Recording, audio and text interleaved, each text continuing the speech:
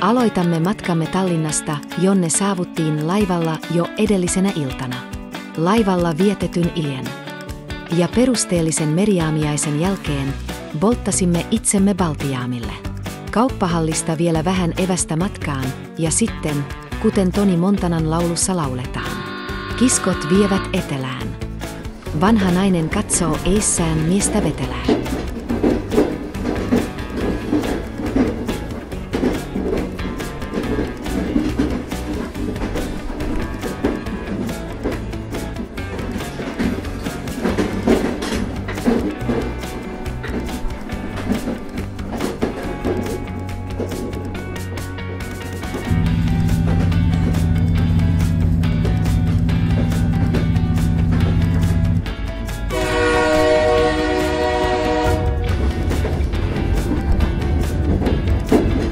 Jo pitkähköksi venähtäneen junassa istumisen ja alituisen pikkukylissä pysähtelyn alkaessa nakertaa matkustusmotivaatiota, saavuimme vihdoin Riikaan. Susijengi pelasi parhaillaan jatkopaikastaan EM-kisoissa ja seurasimme ottelua kännyköllä live-seurannasta, surkean verkkoyhteyden tiltattua kuvan ja ääniyhteyden iPadilta. Riikan jälkeen matka jatkui kohti Vilnaa ja siellä odottelevaa linja-autoa.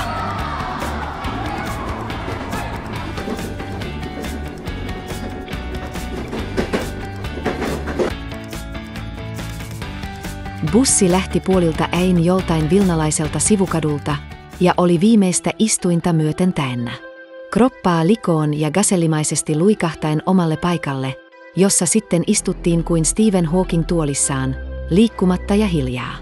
Jalkoja et saanut suoraksi, käytännössä edes pystynyt liikuttamaan, kädet sylissä kuin kengurulla ja persus puuduksissa jo ennen kaupungin rajaa.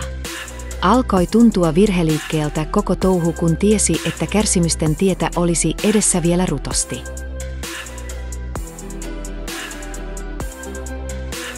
Lähes invalidisoituneena sateisen harmaalla Varsovan linja-autoasemalla onnuttiin parasta mahdollista vauhtia vessaan ja ostamaan jotain kuivuneita makkaravoileipiä. Vauhtia! Vauhtia! Ne huusivat ja käskivät meidät takaisin karjavaunuun. Matka jatkui läpi sateisen Puolan. Melkein meitä meinasi jo itkettää.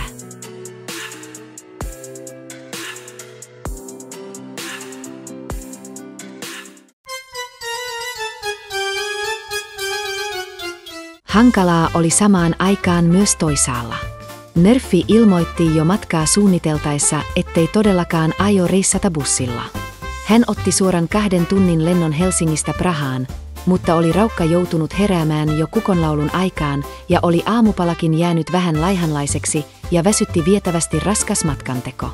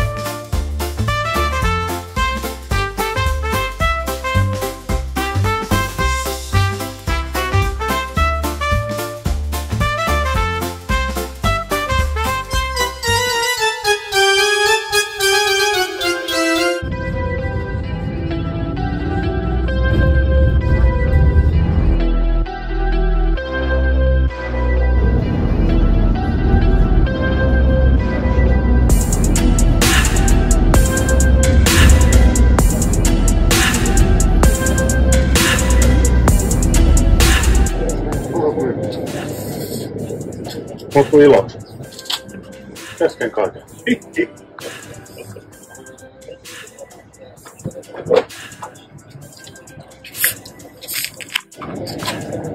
Ilveskaljaa. No niin, tää muuttui iloksi. Kaikki lähti pois ja meillä on tyhjä bussi. No, 46 tuntia.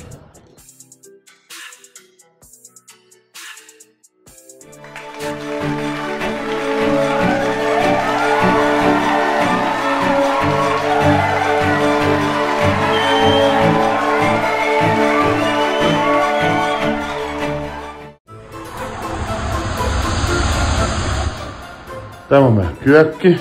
Se on Nikolas ja Janne. Tässä on Kallen makuuhuone. Sitten täällä on Joonaksen makuuhuone. Hyvä. Sitten meillä on marmoroitu WC-tila. On ok. Sitten kun mennään tänne länsisiipään, täällä on Nikolaksen buduaari. Täällä se kutee. Sitten me emme mennä tonne, Joonas on siellä. Sitten on vielä Janne huone. Näin.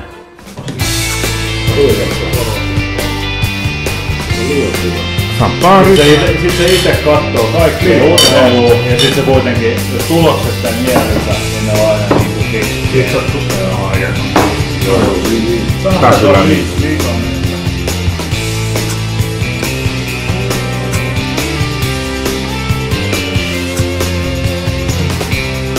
Prahan astronominen tyuku valmistui vuonna 1410 ja yli 600 vuotta se on osoittanut kaupunkilaisille taivaankappaleiden sijainnit. Kello näyttää vanhaa böömiläistä aikaa, jossa päivä päättyy auringonlaskuun, vähän niin kuin muuallakin. Kello on raatihuoneen seinässä ja sitä käy katsomassa vuosittain yli 700 000 ihmistä. Legendan mukaan kellontekijä Hanu sokaistiin, jotta hän ei voisi tehdä enää samanlaisia värkkejä. Janukselta meni fiilikset. Hän päätti kostaa yhteiskunnalle ja särki vempaimen niin, ettei sitä osattu vuosikymmeniin korjata. Kyllä se on vaan ollut se entisaika semmoista, että ei kyllä ole enää nykyaikana tämmöistä. Vihjeä, että muuttaa päivää. Nyt se näyttää, että se on 12 päivää. Vetää jotain rullaa siinä. Oliks hyvä? Sitten se. Oli niin vituinen.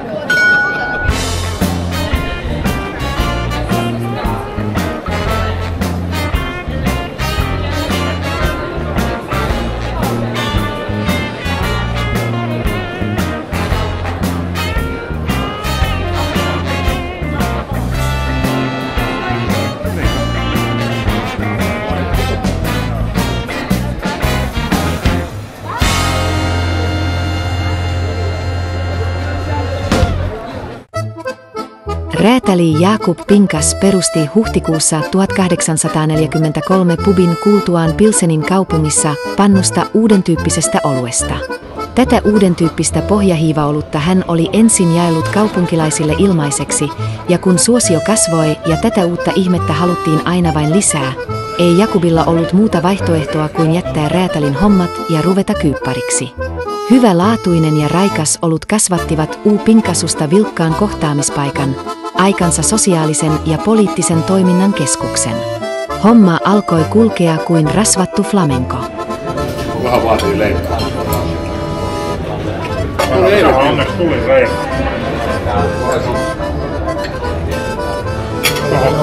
Nyt tuli toi kirsti. Niin. Eikä maksa mitään.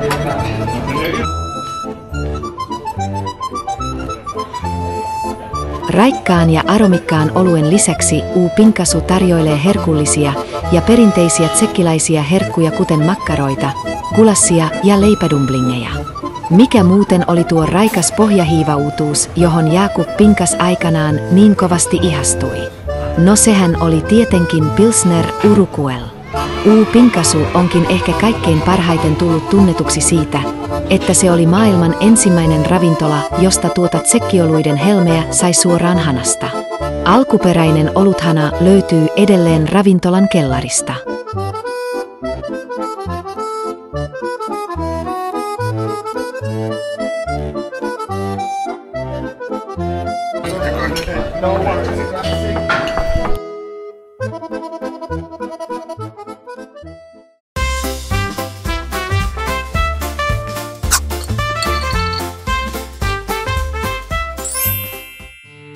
Aamiainen on päivän tärkein ateria.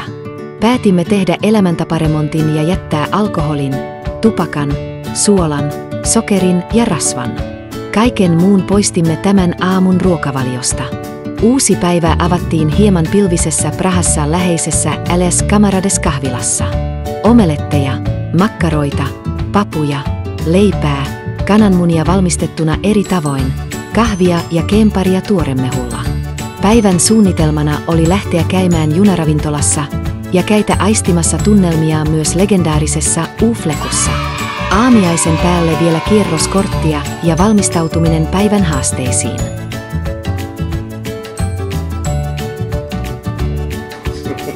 Monster. Mikä se on? Märkää. Märkää! Minä mä otan 11 tuonkin. Kyrppää.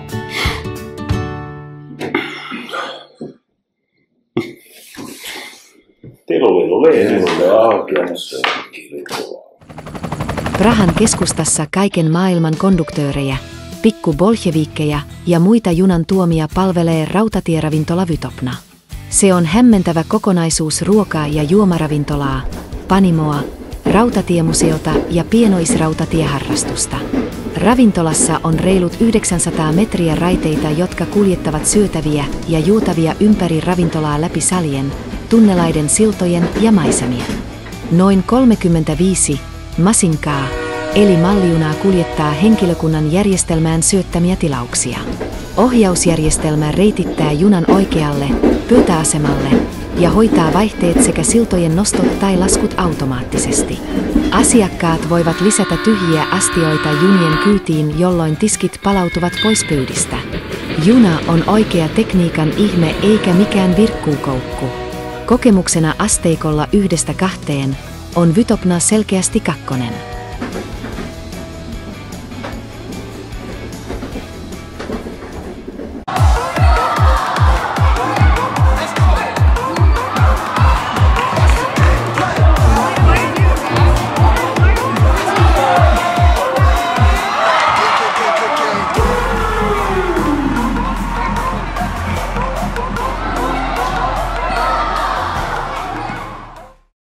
U-Fleku on Prahan tunnetuin ja vanhin edelleen toimiva panimoravintola ja samalla yksi koko Euroopan vanhimmista oluenvalmistuspaikoista. Se on perustettu jo vuonna 1499 ja siten toiminut oluen ystävien kohtaamispaikkana jo yli 500 vuotta. Ravintola koostuu useista suurista saleista sekä sisäpihasta, jossa on pitkiä pöytiä. Musiikki on aivan hanurista ja ruokia sekä juomia kannetaan tarjolle niin, että suhina vain kuuluu. Ruokana tarjoillaan jälleen tyypillisiä tsekkiläisiä herkkuja, kuten makkaroita, hapankaalia, knyydeleitä ja erilaisia haudutettuja lihapatoja. Tunnelma on samanlaista polskuamista kuin hevonen veteen paskoisi ja aurinko paistaa kuin Jehovan todistajien markkinointimateriaalissa.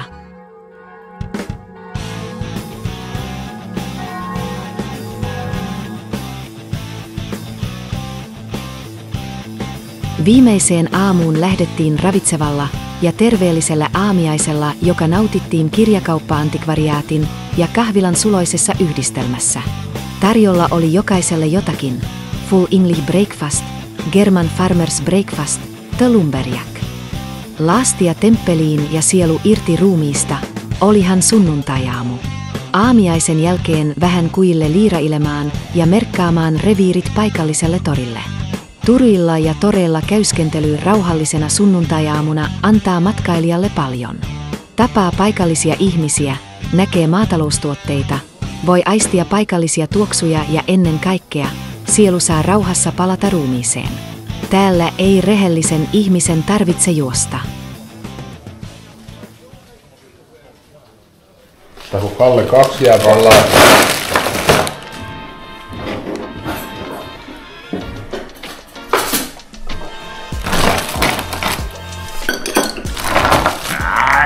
Kyyppäri. Kerteros. No, te ootte vittu kaikki vanhoja kyyppäreitä. Kyllä. Se oli vaan sen ohjelmilla vaihe. Mä oon vanha putkari. Ekan poimin 100 varmasti. Sulle 0. Ei oo. Eka kerran. Ai nyt on just hyvä. Onko? No. Vaikka vähän friskoa vielä päällä. Ei. Mä ettei näin friskoa. Jää mulle kuitenkin. Nolla. Niin on, niin.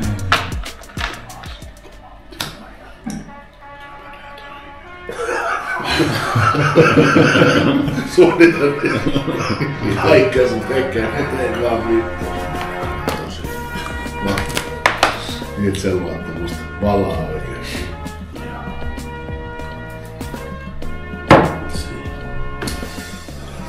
Tuntuu, että se tulee. Nyt toi on yksi tapa pelata nyt iso katsotaan. Se on aina se yksi, joo, kyllä. Ihan kivasti. Kivasti on lähtenyt. 4 punkkeja.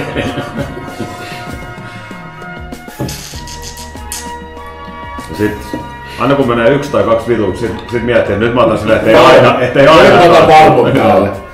Ja vitu. Vittu tuolla on vaikea uskoa. Ei oo pelannut kukaan tätä ulos vielä. Pieni mä heitän tosta sarjasta. Ei tiedä vielä millä jää, mutta helvetti. Sitten yksi sivuasuma ja me päästään pelaamaan nollaa. Sitten sieltä se tuli. Hyvä keltaista varmaan. Onneksi sitä ei paljon. Joo.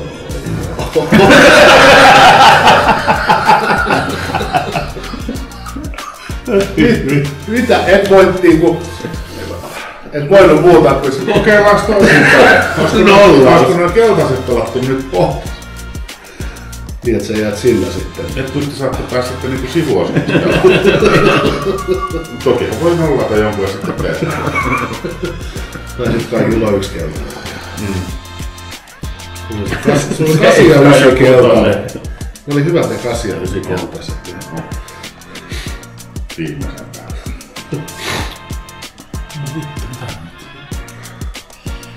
Laula sekoitti lakkaa. Joo, mä tulin näkemään tästä kärkeen näkyy. No oli siellä vittu. Kielinen vai. Joo. Ei, mitä mä olin vaan antamassa? Mutta se on normaali liike, kato. Niin, kato, käsi on tottunut. Viimeinen ehtoollinen nautittiin Lolan ravintolassa, jossa teemana olivat vermutti ja tapakset. Ai. Pöytä koreaksi ja tilaukseen kaikki kertaa kaikki. Oli pottua ja possua, parsaa, sylttyä, meren elävää jos jonkinlaista, oli paprikoita, oli kasviksia ja oli jaloja juomia, joilla huuhtoa tämä kaikki ihanuus alas. Parasta oli kuitenkin seura. Kuten Kaarle Suuren jo tiedetään aikanaan sanoneen, kun istuu samaan pöytään ystävien kanssa tulee tästä ajasta nauttia erityisesti, sillä sitä ei ole laskettu mukaan siihen aikaan, joka meille kaikille on täällä annettu. Guten Nacht, sanoi Goethe ja laittoi kirjan kiinni. Tähän päättyy Ohramulkeroiden syysretki Prahaan herran vuonna 2025. Kiitos seurasta ja näkemiin.